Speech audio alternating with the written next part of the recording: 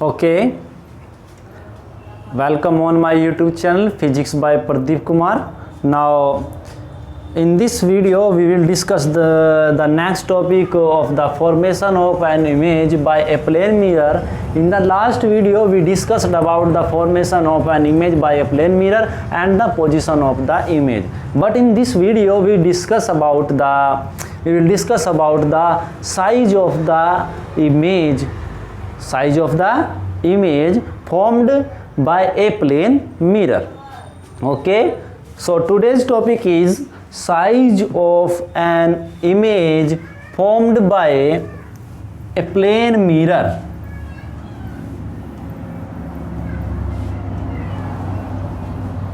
Size of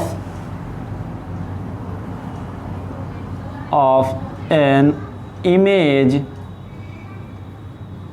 formed by a plane mirror. Okay, so for this remember this point also, which is nothing but indicates that the distance of the image from the mirror is same as the distance of the object from the plane mirror. Okay, suppose it's a plane mirror. Okay, plane mirror m dash. Okay, to find out the size of an image, okay, for this we consider an object with a finite size, not a point object. Okay, so suppose this is an object of the size O dash. Now this object have many points between O to O dash, but here we find out only the image of point O and point O dash formed by the plane mirror, and overall image of all the points of the object lies between O dash will be lies between the image of the O dash points. Okay, so image of point O will be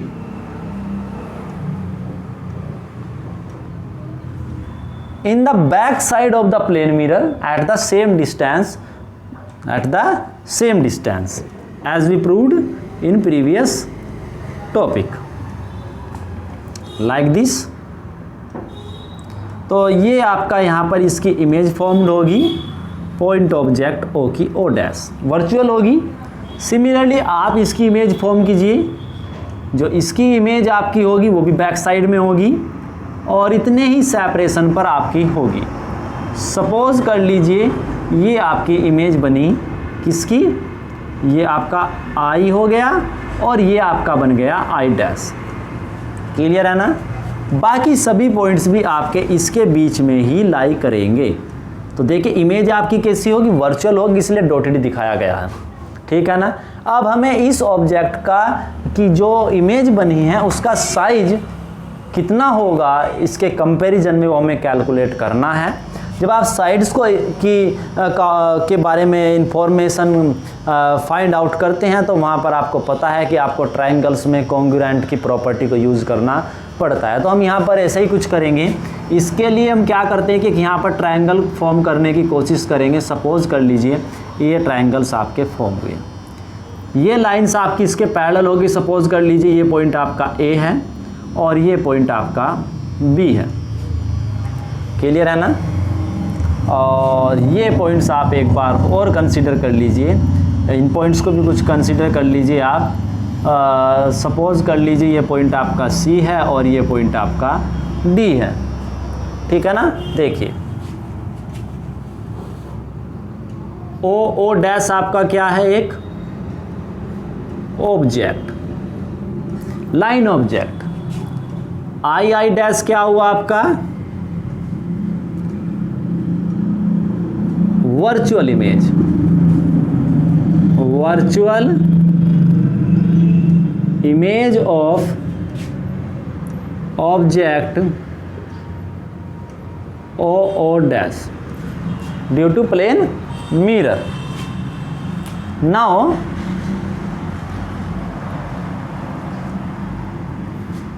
this is 90 degree and this is also 90 degree.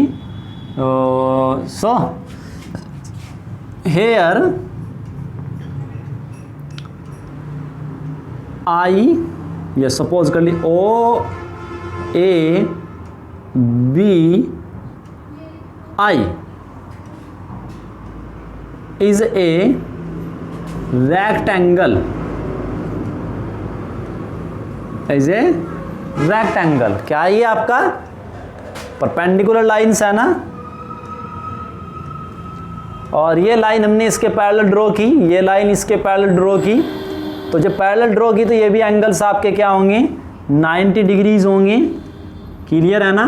तो ये क्या हुआ कि ये जो आपकी figure out हुई ओ A B आई, यहाँ पर आप एक सिंबल और यूज कर लीजिए, ये quadrilateral O A B I is a rectangle.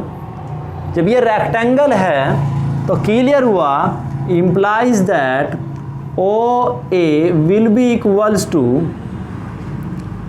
IB. This is first. Okay, and AD will be equals to BD. This is second. Clear? And we know that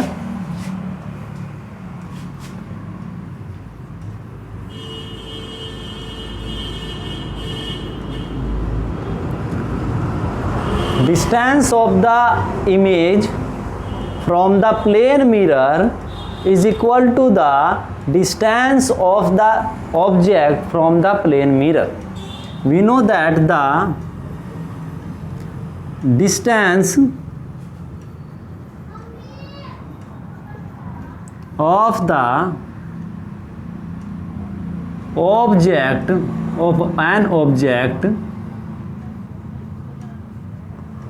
from a plane mirror is same as the distance of the image. So implies that we can written as O dash D equals to I dash D. Okay, because हमें क्या करना है कि हमें size calculate करना है O dash का, तो ऑब्जेक्ट का साइज हुआ, आपको इमेज का साइज फाइंड आउट करना है। तो हम क्या करेंगे, इस ट्रायंगल और इस ट्रायंगल को कॉन्ग्रुएंट शो करेंगे, जिससे क्या होगा कि ओ डैश किसके इक्वल आ जाएगा, आई डैश के। कॉन्ग्रुएंट के लिए हमें कुछ टर्म्स की जरूरत होगी, जिसमें आपको एक एंगल मिल जाता है 90 डिग्री, फर्स्ट थिंग। सेकंड, आपको ये मिल गया आई बी इक्वल्स टू ओ ए, सेकेंड थिंग आपको इक्वल मिल गई। थर्ड थिंग एक और चाहिए, उसके लिए हम इस साइड को इक्वल शो करने की कोशिश करेंगे। अब आप एक काम कीजिए, O dash D equals to I dash D. अब इक्वेशन में से इन दोनों को घटा दीजिए, आप सब्ट्रैक्ट कर दीजिए। Subtracting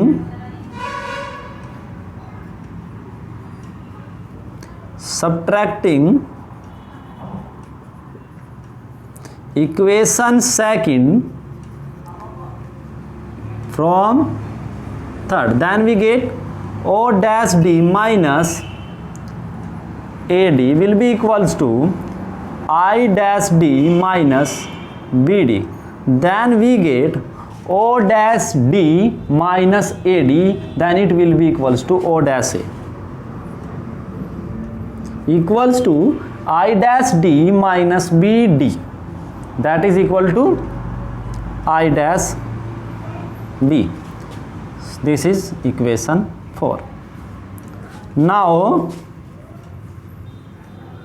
in triangle OO dash